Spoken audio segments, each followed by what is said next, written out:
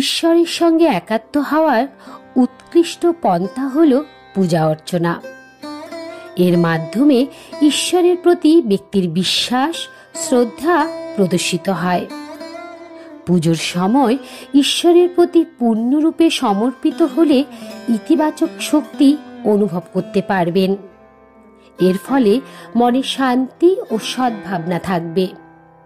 কিন্তু পুজো করার সময় বা জপ করার সময় অনেক সময় দেখা যায় আমাদের হাই ওঠে বা ঘুম পেয়ে যায়।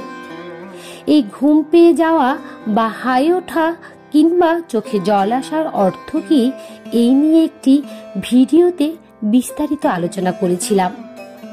আর আজকের ভিডিওতে আলোচ্য বিষয় হলো ঘুম পেলে বা হাই উঠলে কি করবেন, যার উত্তর দিয়েছিলেন স্বয়ং স্বামী বিবেকানন্দ এক ভক্তের অনুরোধে।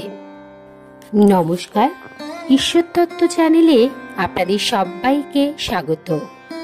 আমি দীপান্বিতা শুরু করছি আজকের এই ভিডিওটি শুরু করার আগে যারা এই চ্যানেলের নতুন তারা এই ধরনের ধর্মীয় ভিডিও পেতে চ্যানেলটিকে অবশ্যই সাবস্ক্রাইব করুন। তাহলে চলুন দেরি না করে শুরু করা যাক আজকের এই ভিডিও। মহারাজকে জিজ্ঞাসা করা হয়েছিল, মহারাজ, জপের সময় ঘুম আসে কেন? কিভাবে এটা দূর করা যায়?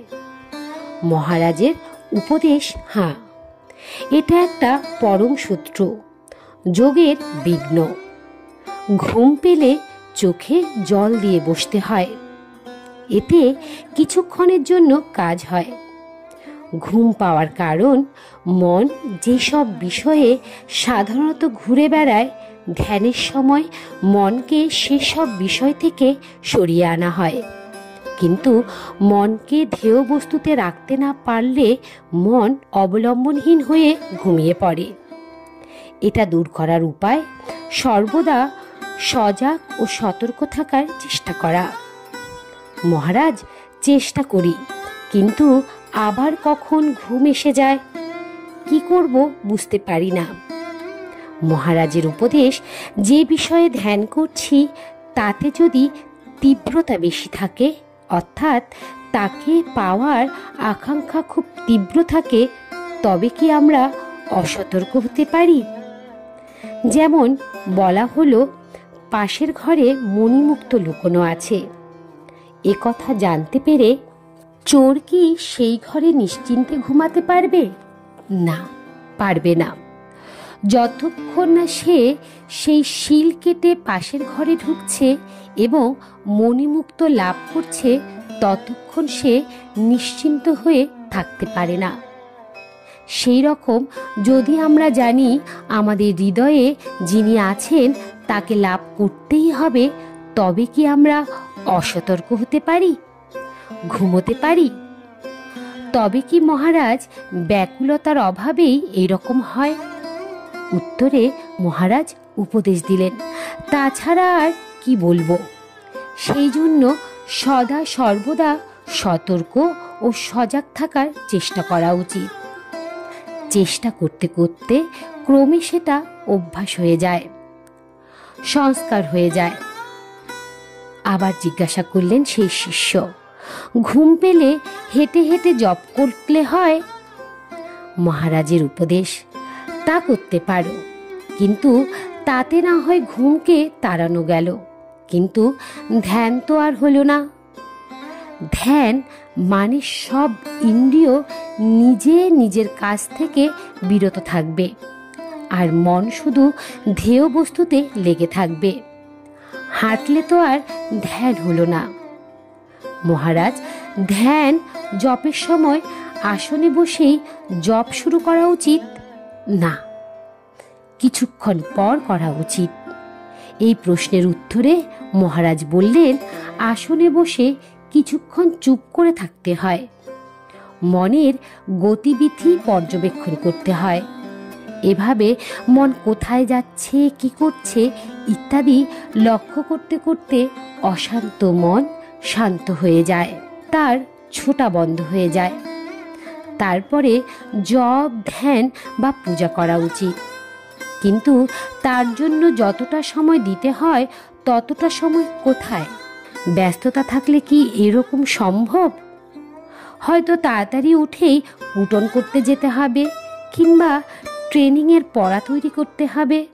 এবার আবার জিজ্ঞাসা করা হলো, মহারাজ, ব্যস্ততা থাকলে কি করব?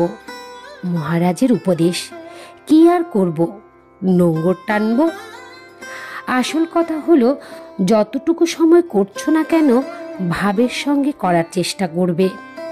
ভাবটাই হলো আসল। একটা ভাব নিয়ে করলে যতটুকু সময় করো তাতেই উপকার হবে। মন শান্ত না হলে নিজেকে যাচাই করা যায় না, মনকে বিশ্লেষণ করা যায় না। তাই তো কঠোপনিষদে বলা হয়েছে, অকুষ্ঠ মাত্র পুরুষন্ত অন্তরাত্মা, সদা জনানাম হৃদয়ং সন্নিবিষ্ট, তম সচ্চরি রাত প্রবৃহেন্মুঞ্জা দিবেশিকাম ধৈর্যং। অর্থাৎ ঘাসের কোড়কটাকে যদি আলাদা করতে হয় তবে সেটা হঠাৎ টান দিলে ভেঙে যাবে। খুব সন্দর্পণে ধীরে ধীরে কোড়কটাকে ঘাস থেকে পৃথক করতে হয়। সেই রকম খুব ধৈর্যের সাথে আত্মাকে অনাত্মা দেহাদি থেকে আলাদা করতে হয়। এই শ্লোকে আত্মাকে দেহ থেকে আলাদা করার কথা বলা হয়েছে। সেই রকম ধ্যানের সময় বা পুজো করার সময় মনকে যাতে নিবিষ্ট করতে চাইছি, সেটা ছাড়া অন্য সব বস্তু থেকে মনকে পৃথক করে এনে ইষ্ট বস্তুতে নিয়োগ করতে হবে। যে অবস্থা লাভ করতে চাই তার জন্য মনকে তো শান্ত করতেই হবে। ধ্যান করতে হলে মনকে শান্ত করতেই হবে। মন শান্ত হয়ে এলে জীবনটাতে তার ছাপ ভাব আসবে, চরিত্রে মৃদু ভাব আসবে। কীর্তন যারা করে ঢোল করতাল বাজিয়ে খুব নাচানাচি লাফালাফি করে, ধ্যানের এই অবস্থা ভালো লাগে না। ঠাকুরের জীবনে দুটোই লক্ষ্য করা যায়। যখন নাচছেন সে কি নৃত্য, যারা সঙ্গে গাইছেন বা নাচ করছেন তারা শুধু নয়, যারা শুনছেন বা দেখছেন তারাও আনন্দিত হচ্ছে। আবার এরকম বলছেন, এখন হইচই ভালো লাগে না, অর্থাৎ শান্ত ভাব। তিনি সব ভাবের পরকাশটা দেখিয়েছেন কিনা, তাই দুটোই দেখিয়েছেন। আবার জিজ্ঞাসা করা হলো স্বামীজিকে, এই যে ঘুমিয়ে পড়া, এটাকে কি যোগের লয় বলা হয়? স্বামীজি উত্তর দিলেন, হ্যাঁ। যোগের বিঘ্নগুলির মধ্যে ধ্যান করতে করতে হঠাৎ তার মনের সামনে থেকে ধ্যেয় বস্তু সরে যায়। মন জেগে থাকে কিন্তু ধ্যেয় বস্তু থাকে না। তখন সাধককে আবার সমুদ্ধ মনের সামনে ধ্যেয় বস্তুকে আনার চেষ্টা করতে হয়। আর আমাদের মতো সাধারণদের ক্ষেত্রে লয় মানে মন ঘুমিয়ে পড়ে তাকে জাগিয়ে রাখার চেষ্টা করতে হয়। এরপর বিক্ষেপ, এটা সকলেরই হয়। সকলেই জানে ধ্যেয় বিষয় ছেড়ে মন অন্য বিষয়ে চিন্তা করে। তখন মনকে পুনরায় ওই ধৈর্য বস্তুকে নিবিষ্ট করতে চেষ্টা করতে হয়। কষাই মানে রঞ্জিত হওয়া। মন ভোগ বা বিষয় বাসনা দ্বারা রঞ্জিত থাকলে সেই বিষয়ের দিকে মানুষের মন আকৃষ্ট হয়।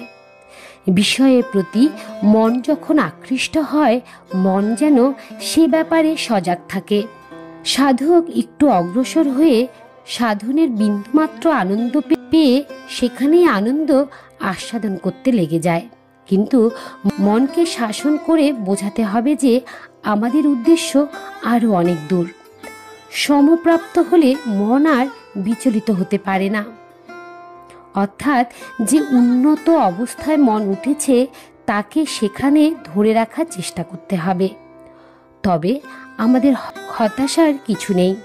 আমরা যেতটুকু চেষ্টা বা সৎ প্রচেষ্টা করি না কেন, তা যতটাই সামান্য হোক বৃথা যাবে না, তা জমা থাকবে। আদর্শের দিকে, উদ্দেশ্যের দিকে যদি একটি ছোট্ট পাও ফেলে থাকি, ততটুকু দূরত্ব তো কমলো, ততটুকু তো জমা হলো। যদিও একথা ঠিক যে মনের তীব্র ব্যাকুলতা না আসা পর্যন্ত আমরা যাই করি না কেন কোনো কিছুই কিছু নয়। তা বলে কি চেষ্টা ছেড়ে দিতে হবে? না, যতক্ষণ না এরকম ব্যাকুলতা হচ্ছে ততক্ষণ চেষ্টা করেই যেতে হবে। আমাদের এতটা চেষ্টাও বৃথা যাবে না, জমা থাকবে। ভবিষ্যৎ জীবনে ঘাত প্রতিঘাত আসবে, তখন সেই ক্ষুদ্র সৎ চেষ্টাটুকুই আমাদের বাঁচাবে। যত ছোট চেষ্টাই হোক না কেন, কোনো সৎ চেষ্টাই বৃথা যায় না। তাহলে এ পর্যন্তই। ভিডিওটি যদি আপনাদের ভালো লেগে থাকে তবে অবশ্যই একটি লাইক করবেন এবং কমেন্টে রাধা মাধবের জয়গান করতে ভুলবেন না যেন। এ ধরনের ধর্মীয় ভিডিও পেতে এবং নিয়মিত গীতা পাঠ শুনতে চ্যানেলটিকে অবশ্যই সাবস্ক্রাইব করবেন। দেখা হচ্ছে অন্য আরেকটি ভিডিওতে। ততক্ষণ পর্যন্ত আপনারা ভালো থাকবেন, সুস্থ থাকবেন। হরে কৃষ্ণ কৃষ্ণ কৃষ্ণ হরে হরে, হরে রাম রাম রাম হরে হরে। নমস্কার।